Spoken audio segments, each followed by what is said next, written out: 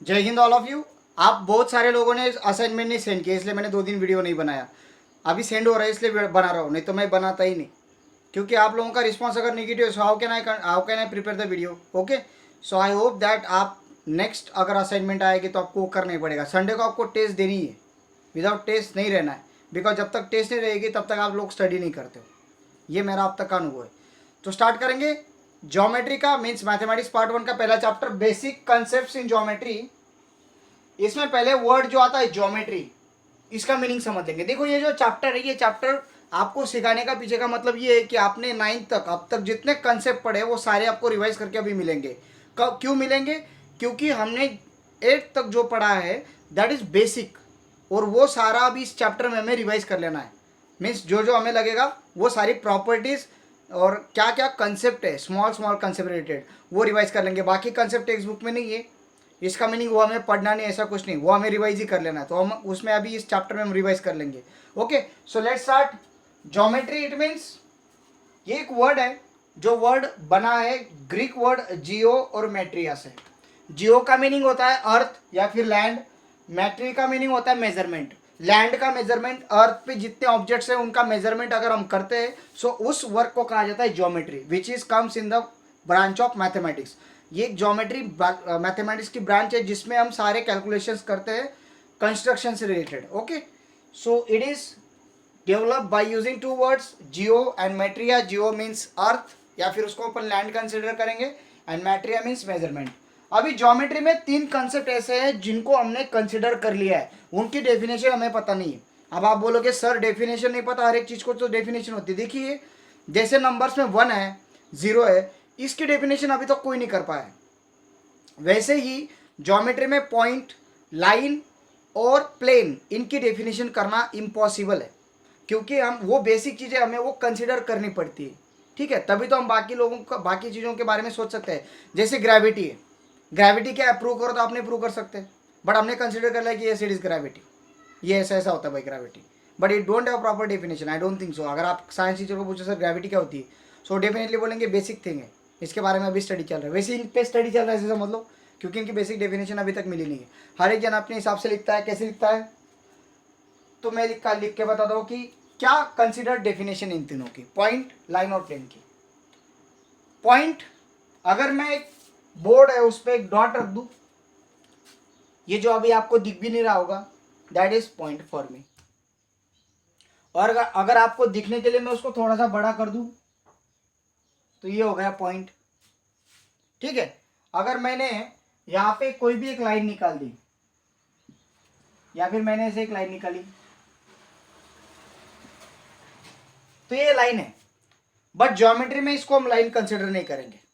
Geometry में जो straight होगी उसको ही लाइन कंसिडर करते हैं। It means line is consider as a straight line in geometry. ये लाइन की डेफिनेशन है, बस basic definition is line is consider as a straight line in geometry. एक स्ट्रेट लाइन को ही लाइन कंसिडर करते हैं। लाइन बोला इट मीन स्ट्रेट लाइन ही कंसिडर करना है, कोई कर्व या फिर कोई स्ट्रेट लाइन को छोड़ के जितने लाइन्स के टाइप है ये उसमें नहीं आएंगे। अब आप बोलोगे sir parallel line, perpendicular line, वो पेयर्स ऑफ लाइन है, याद रखो। हाँ, they are pairs of line, I am talking about only line.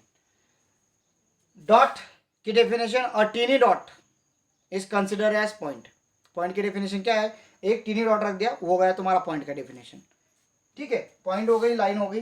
Plane, plane क्या होता है? प्लेन मीन्स एक ऐसा सरफेस जिसपे हम ज्योमेट्रिकल फिगर्स निकाल सकते हैं। A flat surface where we can draw geometrical figures is called as plane. So we understood what is mean by point. Point is a teeny dot. Okay, it is called as point. Line is considered as a straight line in geometry. And plane is a flat surface where we can draw geometrical figures. So ये 3 basic definition है, may be exam में पूछी जा सकती है। So you have to prepare for this. Point, a tiny dot, line consider as a straight line, and plane is a flat surface where we can draw a geometrical figures. तो ये तीनों का considered definition है। मैं definition नहीं बता रहा हूँ, कंसिडर्ड डेफिनेशन है। ठीक है, अभी ये हमने सीख लिया। अब आप बोलोगे सर ये बेसिक क्यों है? देखो, अगर कोई भी ज्योमेट्री की फिगर बनती है तो वहाँ पे पॉइंट आते हैं, या फिर वहाँ पे लाइन आ जाएगी, या फिर लाइन का टुकड़ा आ जाएगा जिसको अपन लाइन सेगमेंट बोलते हैं। मैंने इतना टुकड़ा उठाया, बाकी लाइन मैंने छोड़ दी। ठीक है, फिर मैंने दूसरी लाइन का एक टुकड़ा लिया, यहाँ पे जोड़ दिया, फिर दूसरी लाइन का ये ट्रायंगल बन गया। अगर मुझे सर्कल बनाना है तो ये कलेक्शन ऑफ पॉइंट में लाया सारे, तो सर्कल बन रहा है। ये कहाँ पे हो रहा है सारा कंस्ट्रक्शन? प्लेन पे हो रहा है। तो ये तीनों चीज़ें बेसिक, एक तो आप पॉइंट यूज़ करोगे, लाइन यूज़ करोगे, लाइन का सेगमेंट यूज़ करोगे, रे यूज़ करोगे, लाइन का टुकड़ा, ये रे। अगर कोई लाइन है उसके मैं 2 टुकड़े कर दूँ तो ये रे बन गया ना। तो सारी चीज़ें जितनी ज्योमेट्री में बन रही है ये बेसिक से ही बन रही है, पॉइंट, लाइन और प्लेन से। जैसे हमारे पास 0 से लेके 9 तक नंबर है, इससे ही सारे नंबर बने। दूसरा कुछ डाला है हमने इसमें? नहीं ना। तो इनका डेफिनेशन हमारे पास नहीं, तभी भी वो नंबर्स को हम पढ़ रहे हैं। ठीक है, अभी 11 अगर बोला तो आप बोलोगे 10 + 1 सर। ठीक है, तो 10 + 1 means 11, but it is 1 actually. Okay, so ये कैसे बना है? ये बेसिक नंबर से बना, इनकी डेफिनेशन हमारे पास नहीं है। सो ये सारा जो कंस्ट्रक्शन है ज्योमेट्री का, ये इन तीनों पॉइंट से बनता है। तो these 3 points are basic points. Point is a tiny rod, line is a straight line, plane is a flat surface where I can draw geometrical figures. So hope आपको ये बेसिक कंसेप्ट समझे होंगे। सो अभी देखते हैं कि अगर कोई पॉइंट के बारे में डिस्कस करेंगे। पहले अगर कोई 2 पॉइंट है, पहले पॉइंट के बारे में डिस्कस करेंगे, फिर लाइन पे जाएंगे। ठीक है, आपको पॉइंट और लाइन पे ज़्यादा स्टडी करना है। प्लेन तो क्या है, फ्लैट सरफेस है जिस पे ड्रॉ करना है, उसका कोई स्टडी नहीं है। ये आपको इसका स्टडी, प्लेन का स्टडी आपको है 11th और 12th में। तो प्लेन इंपॉर्टेंट। आप बोलोगे सर आपने पॉइंट से रिलेटेड कंसेप्ट पढ़ा दिए, लाइन से रिलेटेड भी कंसेप्ट आ जाएंगे, नेक्स्ट पैरेलल लाइन करके चैप्टर, उसमें लाइन से रिलेटेड कंसेप्ट आ जाएंगे। बट सर प्लेन कहाँ पे? तो प्लेन 11th और 12th में आएगा। पैरेलल प्लेन क्या होता है, इंटरसेक्टिंग प्लेन क्या होता है, ये प्लेन किसी कोन को इंटरसेक्ट करेगा तो कॉनिकल सेक्शन बनेंगे, वहाँ पे सब कुछ आता है। सो प्लेन का concept you will study in 11th and 12th standard. इस साल सिर्फ आप पॉइंट और लाइन से रिलेटेड कंसेप्ट पढ़ोगे। अब पॉइंट से रिलेटेड कंसेप्ट क्या है?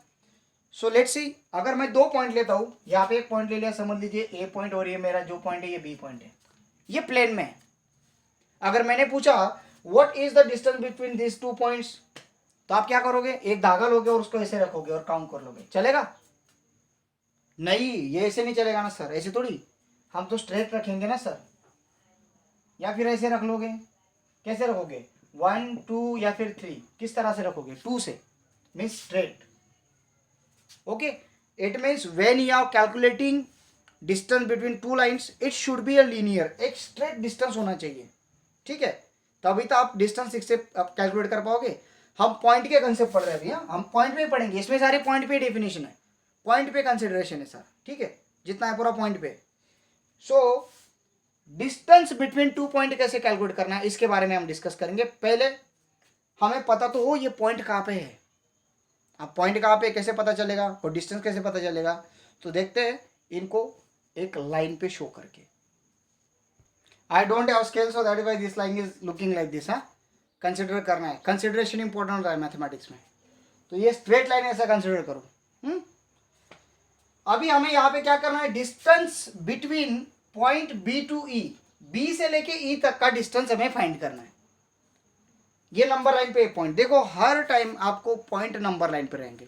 अब आप बोलोगे सर नंबर लाइन पे देने का रीजन ये है कि हर एक पॉइंट को एक पर्टिकुलर नंबर से रिप्रेजेंट किया जाएगा। जैसे बी है, बी को मैंने कौन से नंबर से रिप्रेजेंट किया है? 2 से।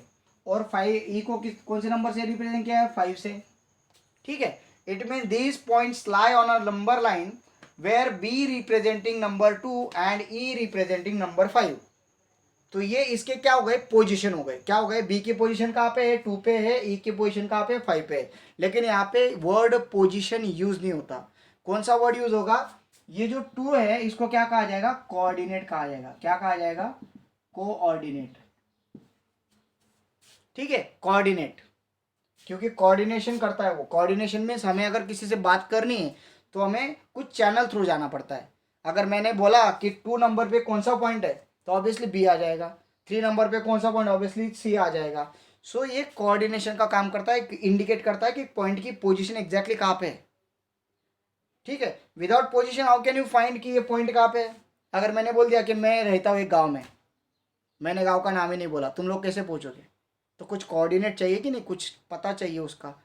तो ये पॉइंट है और ये उसका एड्रेस है नीचे वाला। Address is called as coordinate, और एड्रेस हमेशा नंबर में इनका।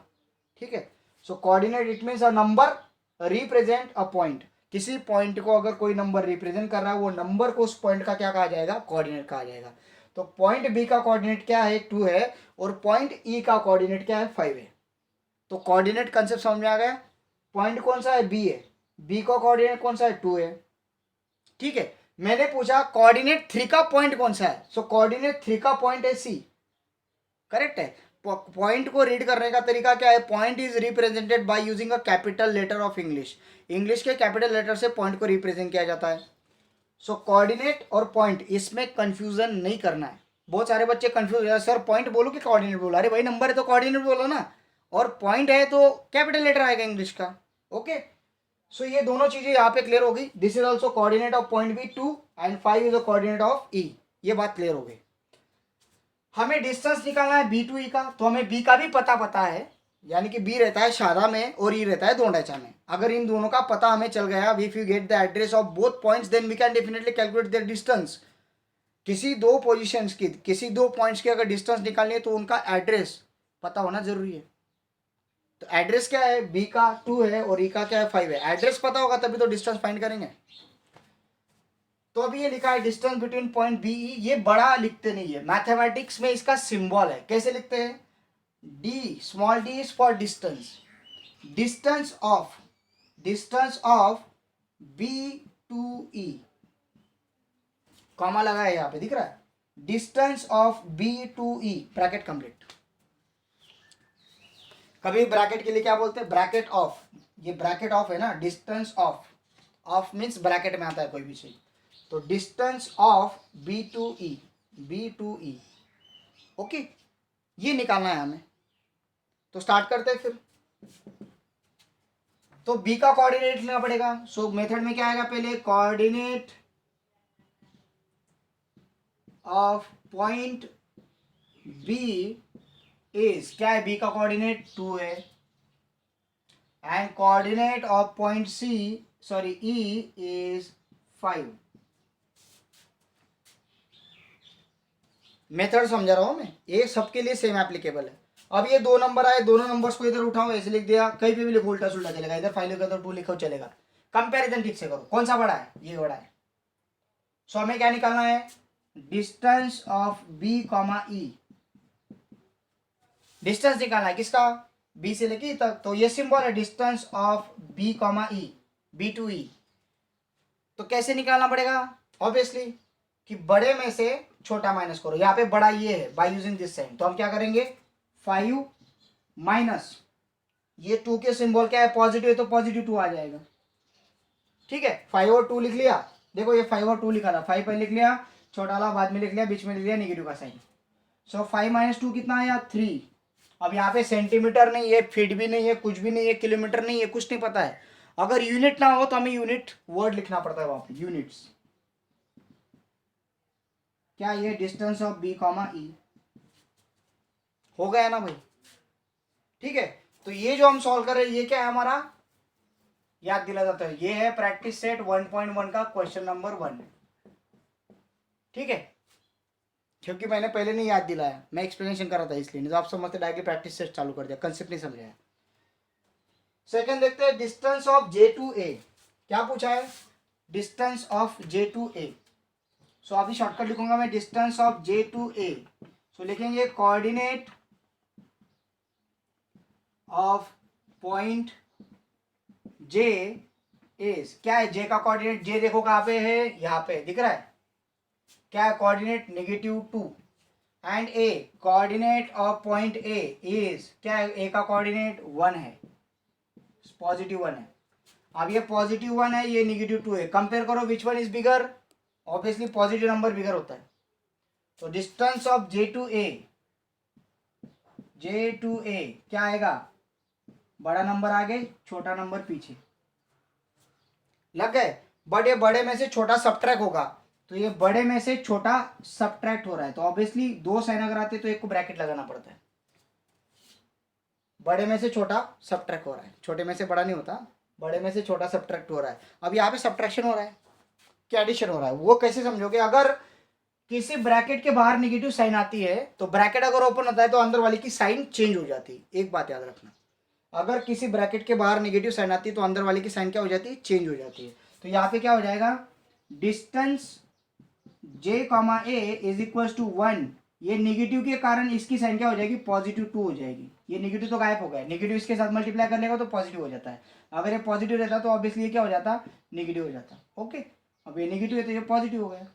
कितना आएगा आंसर, 3 यूनिट। यस, इसका भी 3 यूनिट आंसर आ रहा है। ओके, और एक एग्जांपल लेते हैं, ये सेकंड वाला था, अभी थर्ड वाला ले लेंगे। Distance of P to C, P comma C। अब P पॉइंट कहाँ पे, यहाँ पे देखो, ये coordinate of point P is -4 and coordinate of point C, ये C क्या है, 0.3 है। अब बोलो 3 और -4 में पॉजिटिव नंबर हमेशा बड़ा रहता है, तो distance of PC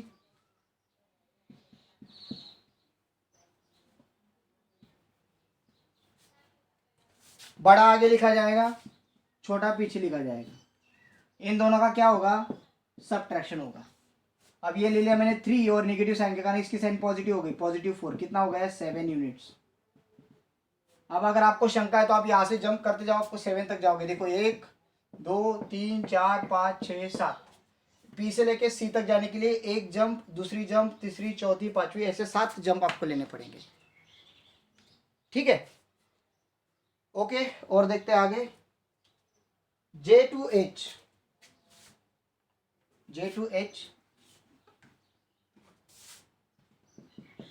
what is the point of coordinate of J, -2 और कोऑर्डिनेट ऑफ H इज -1। अभी यहाँ पे कंपैरिजन है, -1 और -2। देखो नेगेटिव नंबर जितना छोटा उतना बड़ा होता है। अब यहाँ पे जो छोटा होगा, दोनों नेगेटिव है, हाँ, इसलिए बात कर रहा हूँ, दोनों अगर नेगेटिव है तो जो छोटा है वो बड़ा हो जाता है। अब दोनों नेगेटिव में कौन सा छोटा दिख रहा है तुमको, 1, तो ये बड़ा हो गया। क्योंकि देखो नंबर लाइन पे अगर 2 नंबर हमें कंपेयर करना है तो जो राइट साइड में होता है बड़ा होता है। समझ लीजिए मैंने 4 और 1 को अगर कंपेयर करना है तो 4 और 1 को मैं हाथ ऐसे रखूंगा, कौन सा राइट हैंड पे आ रहा है, 4, तो 4 इज बिगर। ठीक है, अब मैं -4 और -2 की बात करूंगा। -4 और -2 में कौन सा राइट हैंड में आ रहा है, ये, तो ये होगा -1। ठीक है, अभी यहाँ पे -1 -2 है, तो -2 -1 दोनों पे हाथ रखा, कौन सा राइट हैंड पे आ रहा है, ये, तो this one is bigger. Right hand पे आने वाला नंबर हमेशा बिगर होता है नंबर लाइन पे, और लेफ्ट हैंड पे आने वाला स्मॉलर होता है। Okay, so distance of J, H is equals to, बड़े में से छोटा मीन्स -1, यहाँ पे -2 कर दिया, इनका सब्ट्रैक्शन हो जाएगा। अब ये क्या आ जाएगा, -1, ये नेगेटिव के सारे इसकी साइन पॉजिटिव। अब यहाँ पे बच्चे रुक जाते, सर इसके आगे नहीं आता। सिंपल बात है, एक आ रहा है नेगेटिव, एक आ रहा है पॉजिटिव। अब इसमें रूल मैं समझा रहा हूँ, पूरा समझ लो। बड़े में से छोटा सब्ट्रैक्ट करो, बड़ा कौन है, अभी बाकी पूरी साइन भूल जाओ। बड़ा कौन है 2, छोटा कौन है 1। यहाँ पे साइन नहीं सोचना है, नहीं तो सर वो पॉजिटिव नेगेटिव वो नहीं सोचना है। विदाउट साइन उठाओ, उठा लिए, कौन सा बड़ा दिख रहा है, 2 में से 1 जाएगा, कितना बचा, 1, पहला रूल। उसमें दूसरा रूल है कि साइन कौन सी देनी है, बड़े नंबर की साइन दे दो, पॉजिटिव साइन तो पॉजिटिव होगा। कितना डिस्टेंस आया, 1 यूनिट। देख लो उनमें कितने का डिस्टेंस है, J और H में कितना डिस्टेंस है, 1 यूनिट का डिस्टेंस है। ठीक है, सो बाकी जो रिमेनिंग एग्जांपल्स है ये आपको करने हैं, मैंने बहुत डिटेल में समझाया है। अगर आपको कुछ प्रॉब्लम्स आते हैं तो अभी पूछना है, अभी नहीं पूछोगे तो फिर आगे नहीं समझेगा। ठीक है, so remaining examples of question number 1 आपको करने हैं।